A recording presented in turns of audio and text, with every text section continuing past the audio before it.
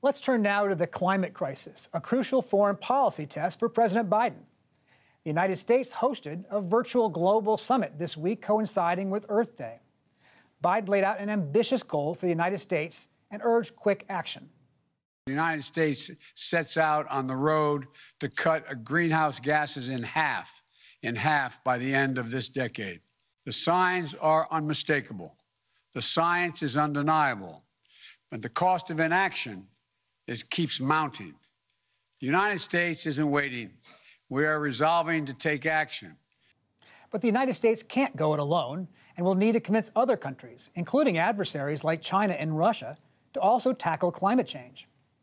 Josh, you cover the Biden administration and climate policy. Does the United States have enough credibility with the rest of the world after getting into Paris and out of Paris and back into Paris to address this global crisis?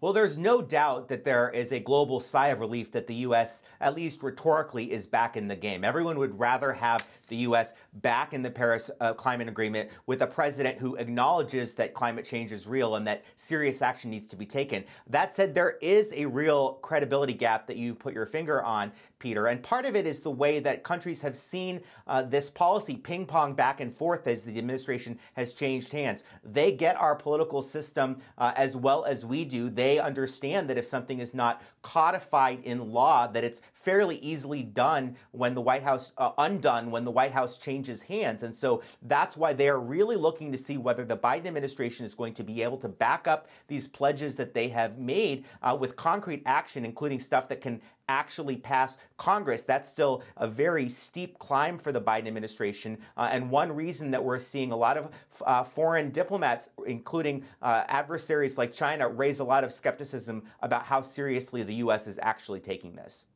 Toluse, you covered the White House when President Trump was in office.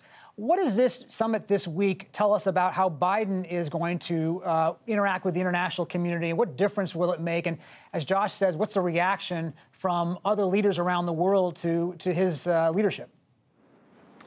Yeah, President Biden has a lot of work to do after 4 years of turbulence under President Trump on this issue and on a number of global issues. There are a number of leaders around the world that are wondering whether or not they can count on the U.S.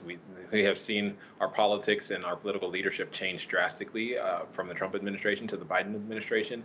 And we saw President Trump pull out of all kinds of deals and agreements that had been signed by previous administrations. So Biden is trying to convince the world that America is back, that Trump was an aberration, and that the United States can be counted on. But there's a lot of skepticism in the global community about whether or not that is the case, and whether or not world leaders and the global community can count on the United States to retain its leadership role and to retain some level of consistency across administrations.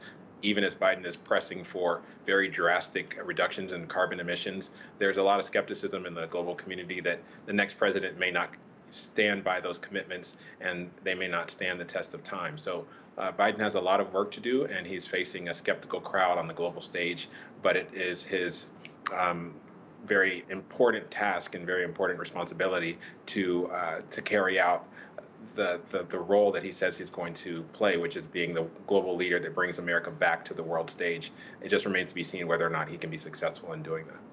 Susan, it was pretty striking to see China's Xi Jinping and Russia's Vladimir Putin there joining President Biden for this summit. At the same time, we're having great tensions with them. China pressuring Taiwan, Russia pressuring Ukraine. Now, Putin pulled back some of the troops from the border with Ukraine this week. But how does Biden go ahead and try to strike cooperation on things like climate change at the same time he's confronting them on other issues? Really quite the Zoom call.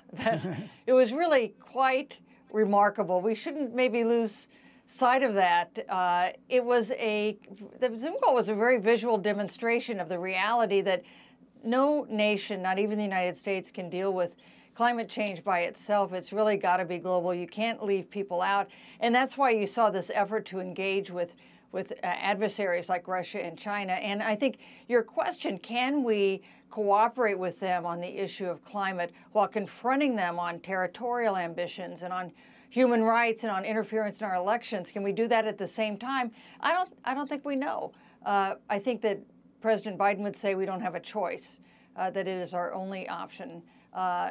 And maybe the first test for Biden will come not with the foreign leaders, but in passing this big infrastructure bill, which is the first big building block in showing that the United States is prepared to make the kinds of investments and commitments that would convince the world that we are in this for the long haul.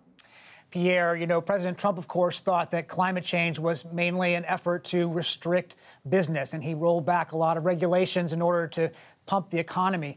Does the Department of Justice anticipate lawsuits or legal challenges if the Biden administration begins to undo some of these regulatory rollbacks that President Trump put in place?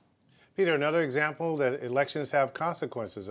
I'm getting the sense from this DOJ that it will be listening to the White House, looking at the issue of climate change, also regulations. I expect the Justice Department will be much more engaged with the EPA, looking at how the changes in weather and all these different things impact communities. And one of the things that you've heard the Biden administration talk about openly is how climate change and these environmental issues affect different kinds of communities, that people of color, particularly in urban areas, often have some of the worst environmental issues that they face.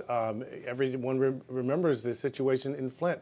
There's information about how the pollution affects some of the communities in urban centers as well. So I do expect you will see a much more engaged Justice Department taking action when necessary. Josh, we've got about a minute left, so real quickly, this kind of commitment requires policies that ultimately will upend American society in some ways. Who are going to be the biggest winners and who are going to be the biggest losers if we go forward with that? Well, the biggest winners are likely to be people who are deeply involved in the industries that are going to be creating these solutions. So you see the auto industry moving very quickly towards electric vehicles. Utilities are going to be relied on more to produce more power as we electrify parts of these sectors. The losers, obviously there are going to be jobs that are lost in fossil fuels as we transition away from that. And that's why you see the Biden administration so focused on what they call a just transition, trying to make sure that we are creating not just opportunities in green jobs, but that we are aligning those with the parts of the country where we're going to lose jobs and with the skill sets and the individuals who need to make sure that they have good paying, reliable jobs in the future, even as we stop using these dirtier fuels that we have to phase out.